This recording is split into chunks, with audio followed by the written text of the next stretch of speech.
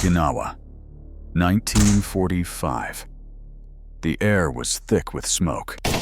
Bullets screamed past in every direction. Bodies lay still in the mud, while the living screamed for help. And in the middle of hell stood a man with no weapon. He didn't come to kill, he came to save, and every time he ran back into the fire, he whispered the same 6 words: "Lord, help me get one more." Before the war, before the battlefield, there was a home, and inside it, a boy who saw what no child should ever see. His father came home drunk. His mother cried out. And Desmond, barely 10 years old, grabbed a gun. He didn't pull the trigger.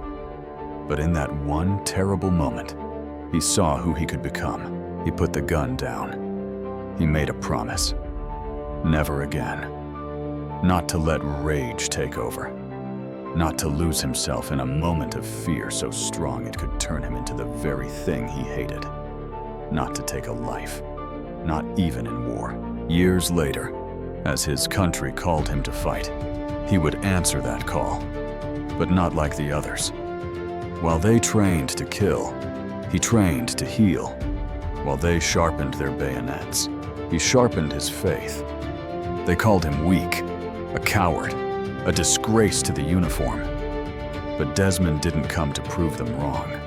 He came to save lives. He enlisted like every other man. Same uniform, same boots, same blood in his veins. But from the very first day, he stood out. Not because he couldn't fight, but because he wouldn't. They mocked him, beat him, called him a coward, because he refused to touch a weapon. His own brothers in arms wanted him gone. His commanding officers tried to have him discharged, court-martialed, labeled as mentally unfit. But Desmond didn't flinch, because he wasn't fighting them. He was fighting for his right to serve, without breaking his promise. When the judge asked him why, he simply said, "While everyone else is taking life, I'm going to be saving it." They let him go to war. No rifle, no bullets, just faith and grit and the will to stand alone. Okinawa, the Maida Escarpment. They called it Hacksaw Ridge because it chewed men up and spit them out. The first wave was a massacre. Screams, shrapnel, bodies falling like shadows into the mud. And as the soldiers retreated, one man stayed behind. No rifle, no backup, just his hands and a prayer. "Lord, help me get one more." He ran into gunfire, into explosions, into hell, again and again. And every time he brought someone back, he whispered those same 6 words. Just one more. Over the course of 12 hours, he pulled 75 wounded men off that ridge, alone. His hands bled, his legs trembled, but his heart never quit. The same men who once called him weak now prayed he wouldn't stop, because they knew if they were going to survive, it would be because of him. By morning, the guns quieted. Smoke hung in the air like judgment, and Desmond Doss, broken, bloodied, was still saving lives.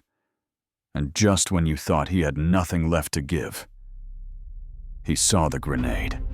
Without hesitation, he jumped, kicked it away from his men, and took the blast himself.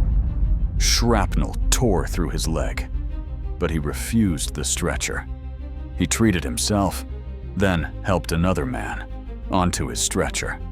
He walked beside it until he collapsed. 75 men, carried, dragged, lowered down a cliff by a man who never fired a bullet. The first conscientious objector in American history to receive the Medal of Honor. I was praying the whole time. I just kept asking God, let me get one more.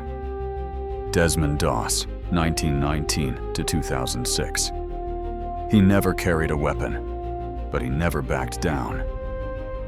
Desmond Doss didn't wait for permission. He didn't wait to feel ready. When the world called him a coward, when it cost him everything, he showed up.